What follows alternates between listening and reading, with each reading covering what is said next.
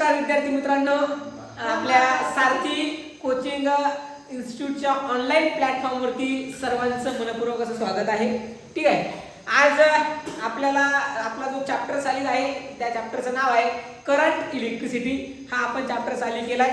त्या चॅप्टरचा आपण पॉईंट बघायचा. आज त्या पॉईंटचं नाव आहे फ्री इलेक्ट्रॉन्स. काय नाव आहे? Free electrons. आणि त्या ठिकाणी आपण नेक्स्ट पॉईंट बघायचा कोणता की current flowing through a wire. की जो काही करंट आहे गौरव, तर तो करंट आपल्या वायर मधनं कसा फ्लो होतो हे आपल्याला बघायचं आहे. त्याची डायरेक्शन आपल्याला बघायची आहे. मग विशिष्ट डायरेक्शन त्या ठिकाणी करंट फ्लो होण्याची असते. मग ती कशी आहे काय आहे या फिगर मध्ये मी तुम्हाला दाखवलेलं आहे. इथं दोन फिगर दाखवलेले आहे. एक फ्री इलेक्ट्रॉनची फिगर आहे आणि दुसरी कोणती आहे तर त्या ठिकाणी डायरेक्शन ऑफ फ्लो ऑफ इलेक्ट्रॉनची आहे. ठीक आहे. एक फ्री इलेक्ट्रॉन म्हणजे काय, रॅन्डमली कुठेही राहणारे इलेक्ट्रॉन्स. ठीक आहे, वायर मध्ये. आणि नंतर वायर मध्ये जेव्हा त्याला पोटेन्शियल दिलं जाईल तेव्हा त्या इलेक्ट्रॉनची असणारी दिशा ही आपल्याला त्या ठिकाणी इथं सविस्तर दाखवलेली आहे. ठीक आहे. आता आपल्याला यावर सविस्तर चर्चा करायची आहे. मग इथं पॉईंट काय येतो बघा. पहिला पॉईंट आपला दिलाय तो म्हणजे कोणता, फ्री इलेक्ट्रॉनचा. कोणता आहे? Free electron. आता फ्री इलेक्ट्रॉन मग काय आहे? फ्री इलेक्ट्रॉन नेमकं कशाला म्हणायचे त्याची डेफिनेशन त्या ठिकाणी आपल्याला दिलेली आहे.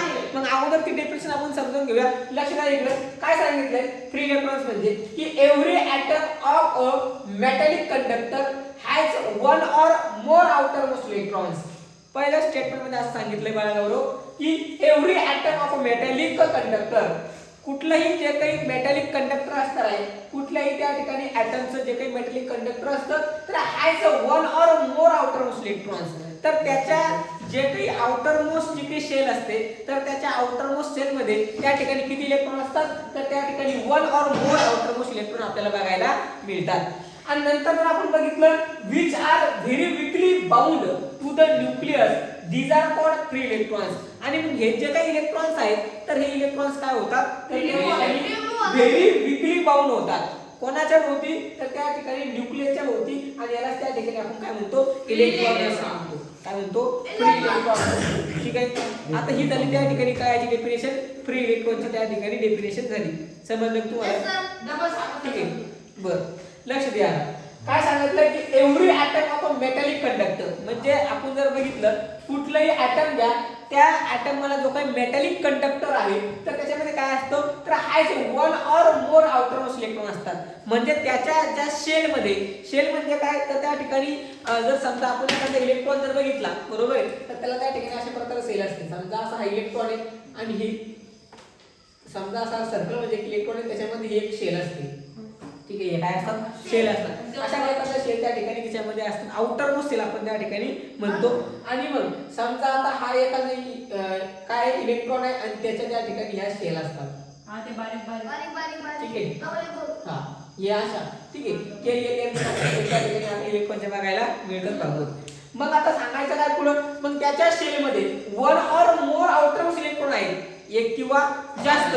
ठीक आहे. आउटरमोस्ट इलेक्ट्रॉन असतात विच आर व्हेरी वीकली, परंतु असून ते इलेक्ट्रॉन आहेत परंतु ते कशा आहेत, वीक आहेत. स्ट्रॉंग आहेत का नाही, ते अतिशय त्या ठिकाणी कमकुवत वीक आहेत. आणि मग weakly bound to the nucleus, तेच जे काही इलेक्ट्रॉन आहेत तर ते अगदी कमकुवत पद्धतीने काय असतात की त्या न्यूक्लियसला बाउंड झालेले असतात. बाउंड म्हणजे काय तर त्या ठिकाणी वळलेले असतात, गोल झालेले असतात. ठीक आहे. आणि मग अशाच याला आपण काय म्हणतो, फ्री इलेक्ट्रॉन म्हणतो. असे जे काही इलेक्ट्रॉन त्या ठिकाणी एखाद्या मेटॅलिक वायर मध्ये असतील तर त्याला फ्री इलेक्ट्रॉन असं म्हटल्या जातं.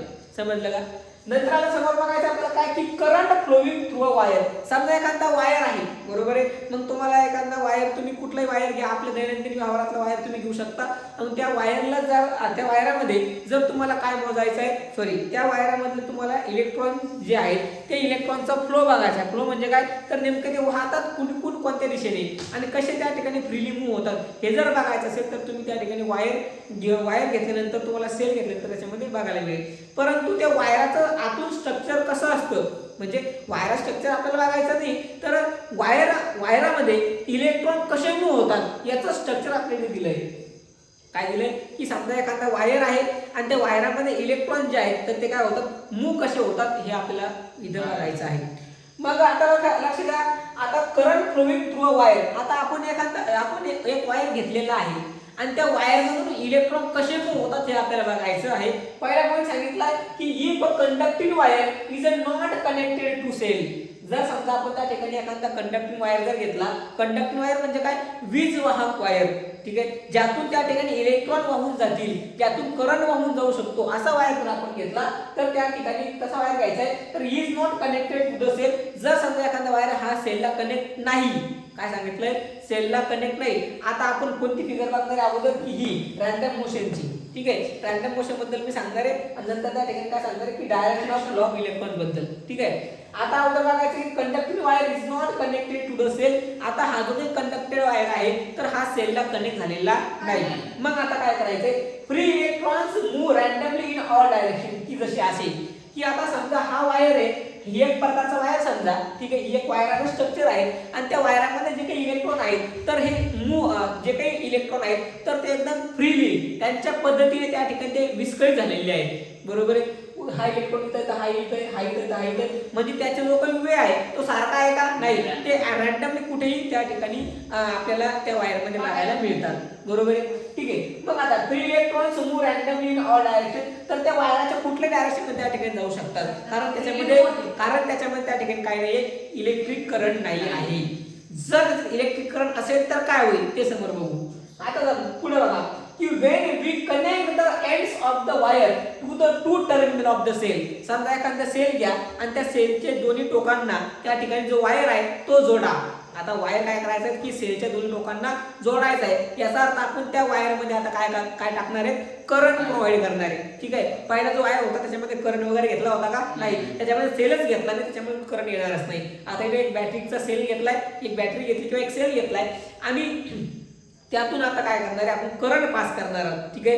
एक पॉझिटिव्ह टर्मिनल, एक तर निगेटिव्ह टर्मिनल. पॉझिटिव्ह टर्मिनल म्हणजे काय, प्लस आयकॉन दाखवला जातो, निगेटिव्ह टर्मिनल हा मायनस आयकॉन त्या ठिकाणी दाखवला जातो. आपला जर त्या ठिकाणी घड्याळाला टाकायचा सेल किंवा रिमोट मधल्या टीव्हीचा जो काही सेल असतो जर तो बघितला तर त्याच्यामध्ये तुम्हाला बघायला मिळतं काय, एक पॉझिटिव्ह आयकॉन बघायला मिळतो आणि एक निगेटिव्ह आयकॉन बघायला मिळतो. असे दोन आयकॉन्स त्या ठिकाणी आपल्याला बघायला मिळतात, बरोबर आहे, ठीक आहे. मग आता बघा इथे सांगितलं काय की negatively charge they start moving negative lower potential. आता आपल्याला काय करायचं की हा जो पहिला पॉईंट सांगितलाय, आता आपल्याला वायर हा बॅटरीला जोडलेला आहे किंवा सेलला जोडलेला वायर आहे. मग त्याच्या परिस्थितीमध्ये इलेक्ट्रॉन कसे मूव्ह होतात हे आपल्याला बघायचं आहे. मग आता काय सांगितलंय की negatively charge they start moving negative lower potential.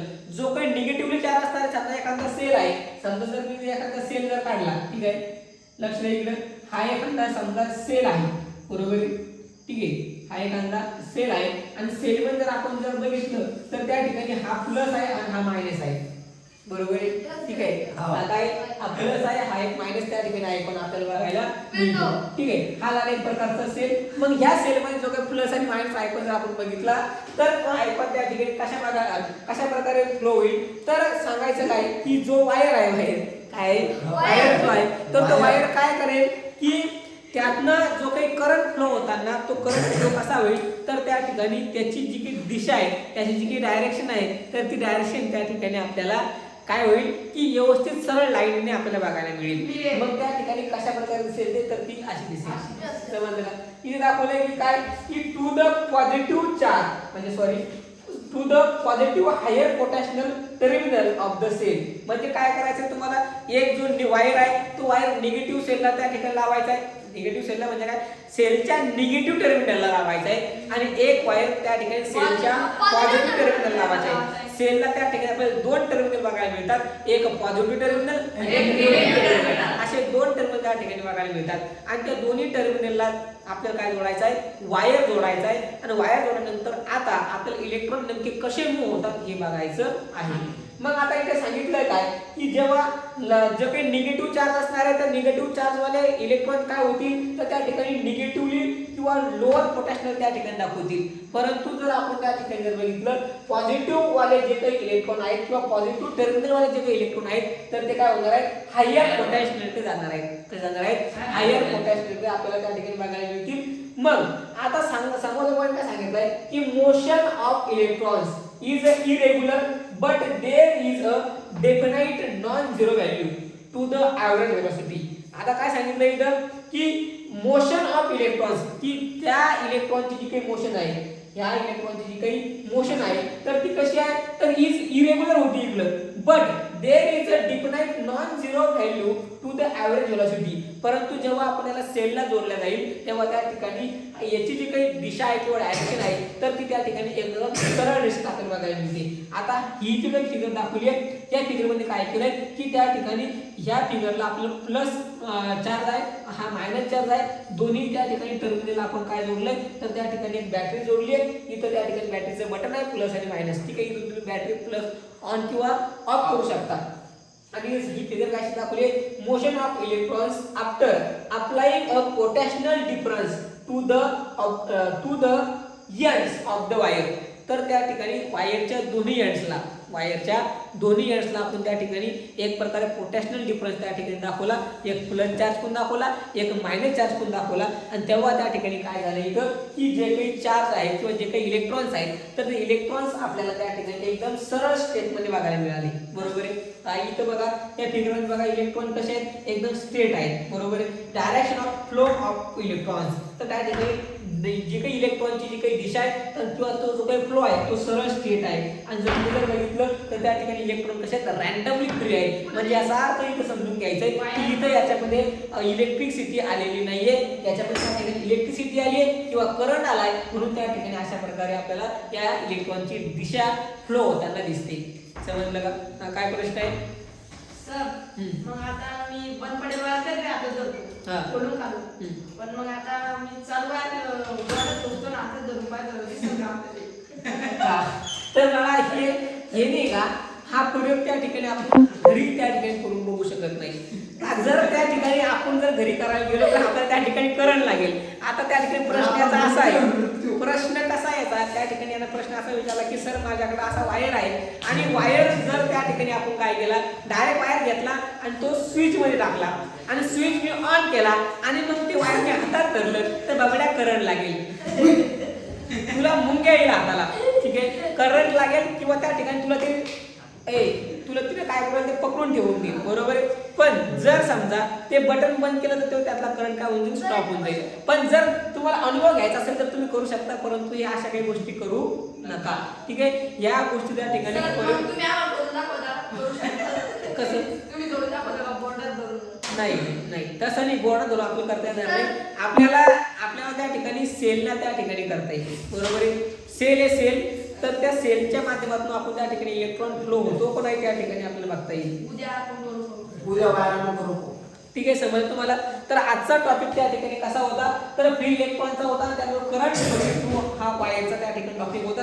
तुम्हाला चांगल्या प्रकारे हा टॉपिक समजला असेल तर तुम्ही काय करायचंय की या टॉपिकचा स्क्रीनशॉट जो आहे तो स्क्रीनशॉट त्या ठिकाणी 2 मिनिटांमध्ये घ्यायचा आहे.